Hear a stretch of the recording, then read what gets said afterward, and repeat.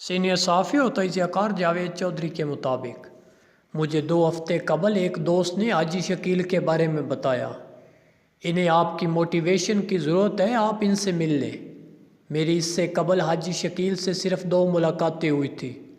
یہ میاں نواز شریف کے 35 سال پرانے خدمت گزار ہیں۔ میاں صاحب پہلی مرتبہ چیف منسٹر بنے تو یہ ان کے ساتھ وابستہ ہوئے۔ پوری زندگی ان کی خدمت میں گزار دی۔ یہ میاں صاحب کے مزاج شناس بھی ہیں۔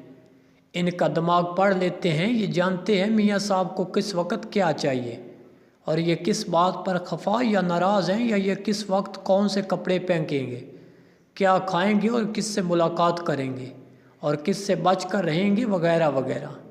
آزاد کشمیر کے ساتھ تعلق ہے۔ لاہور میں نوکری تلاش کرتے کرتے میاں صاحب کے گھر پہنچ گئے۔ یہ وزیر اعلیٰ بنے تو انہوں نے انہیں پنجاب حکومت میں ملازم کرا دیا۔ یہ اس کے بعد ان کے ساتھ ساتھ رہے۔ میری 2007 میں ان سے پہلی ملاقات ہوئی تھی۔ دوسری ملاقات 2018 میں میاں نواز شریف کی قید کے دوران ہوئی۔ یہ روزانہ جیل میں انہیں کھانے اور کپڑے پہنچاتے تھے۔ میاں صاحب نومبر 2019 میں ملک سے باہر چلے گئے تو حاجی شکیل سے بھی رابطہ ختم ہو گیا۔ اب دوست نے بتایا تو میں نے تھوڑی سی تحقیق کی، پتہ چلا عمران خان حکومت نے حاجی شکیل کی تنخواہ بند کر دی تھی۔ یہ اسی بندش کے دوران ریٹائر ہو گئے۔ حکومت نے ریٹائرمنٹ کے بعد ان کی پینشن بھی روک لی، چنانچہ یہ 4.5 برسوں سے تنخواہ کے بغیر گزارا کر رہے ہیں۔ وہ لوگ جو میاں صاحب کی موجودگی میں حج صاحب کہتے نہیں تھکتے تھے، وہ اب ان سے ملنے سے بھی پرہیز کرتے ہیں۔ یہ ملاقات کے لیے جاتے ہیں لیکن وہ انہیں باہر بٹھا دیتے ہیں اور ان سے ملنے کی زحمت تک نہیں کرتے۔ ایک وزیر نے انہیں اپنے بیٹے کا ایئرپورٹ کا کارڈ رینیو کرنے کی درخواست کی، مگر وہ یہ درخواست کانوں میں مار کر چلا گیا۔ یہ دل گرفتہ ہو گئے۔ یہ اس کے بعد ملاقات کے لیے کسی کے پاس نہیں گئے۔ یہ میاں نواز شریف کو بے تحاشا مس بھی کرتے ہیں، لہٰذا ڈپریشن کا شکار ہے۔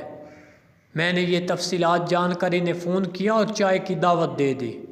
یہ دوسرے دن میرے پاس آ گئے۔ میں نے ان سے ڈرتے ڈرتے تنخواہ اور پینشن کے بارے میں پوچھا۔ میرا خیال تھا میں محسن نقوی سے درخواست کر کے ان کا یہ مسئلہ حل کرا دوں گا، مگر ان کے جواب نے مجھے حیران کر دیا۔ ان کا کہنا تھا رزق کا ذمہ اللہ تعالیٰ کے ذمہ ہے، وہ جب چاہے گا میرا مسئلہ اس دن حل ہو جائے گا، آپ پلیز کسی سے میری سفارش نہ کیجیے۔ میں نے گزارے کا پوچھا تو ان کا جواب تھا الحمدللہ میرا بیٹا اور بیٹی برسر روزگار ہے، ان کی تنخواہیں بہت اچھی ہے، مجھے کسی بھی چیز کی ضرورت نہیں۔ میں نے ان سے وفاقی وزراء کے رویے کے بارے میں پوچھا تو ان کا جواب تھا میری کسی سے کوئی شکایت، کوئی گلہ نہیں۔ یہ سب وقت کی باتیں ہیں، وہ وقت نہیں رہا، یہ بھی نہیں رہے گا۔ میں نے اصرار کیا مگر انہوں نے وزراء کا نام بتانے سے انکار کر دیا۔ میں بار بار پوچھ کر ان کی خودداری کو ٹھیس نہیں پہنچانا چاہتا تھا، چنانچہ میں نے موضوع میاں نواز شریف کی عادتوں کی طرف موڑ دیا۔ حاجی شکیل خوش ہو گئے اور یہ اس خوشی میں بولتے چلے گئے۔ ان کا کہنا تھا میاں صاحب ہر وقت باوضو رہتے تھے، قرآن مجید کی تلاوت کرتے رہتے تھے۔ میں ان کے لیے پاکٹ سائز کا قرآن مجید جیب میں رکھتا تھا۔ یہ جب بھی کام کے دوران میری طرف دیکھتے تھے میں فوراً قرآن مجید ان کی طرف بڑھا دیتا تھا۔ یہ قرآن مجید کو چوم کر تلاوت شروع کر دیتے تھے۔ ان کے ساتھ رہ کر میں بھی ہر وقت باوضو رہنے لگا۔ قرآن مجید کا وہ نسخہ اس وقت بھی میری جیب میں ہے۔ میں نے پوچھا میرا خیال ہے میاں صاحب بے انتہا صفائی پسند ہے۔ یہ فوراً بولے بے انتہا، کمرے یا آفس میں جس جگہ گرد ہو ان کی نظریں سیدھی وہاں جائیں گی۔ میں نے کبھی انہیں اپنے بیڈ روم میں جوتا لے کر جاتے نہیں دیکھا۔ یہ ہمیشہ جوتے باہر اتار کر اپنے بیڈ روم میں جاتے ہیں، کپڑوں کی صفائی کا بہت خیال رکھتے ہیں۔ میں نے انہیں کبھی گندے کپڑوں میں نہیں دیکھا، شیو کے بغیر کمرے سے نہیں نکلتے۔ میں نے پوچھا کیا یہ زیادہ کھاتے ہیں؟ یہ ہنس کر بولے یہ ان کے بارے میں پروپیگنڈا ہے۔ میں نے انہیں کبھی نہارے اور پائے کھاتے نہیں دیکھا۔ یہ آلو گوشت پسند کرتے ہیں۔ یہ سخت غصے میں بھی کسی سے بدتمیزی نہیں کرتے، بس ان کا چہرہ سرخ ہو جاتا ہے۔ عاجزی اور تمیز بہت زیادہ ہے، ملازموں کو بھی آپ کہہ کر مخاطب ہوتے ہیں۔ مجھے ان کی وجہ سے خانہ کعبہ اور روضہ رسول صلی اللہ علیہ وسلم کے اندر تک جانے کا موقع ملا۔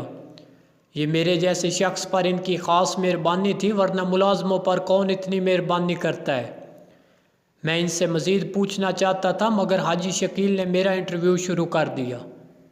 ان کا کہنا تھا کہ آپ کی لندن میں میاں صاحب سے ملاقات ہوئی۔ میں نے مسکرا کر جواب دیا، جی ہاں 2 ملاقاتیں ہوئی۔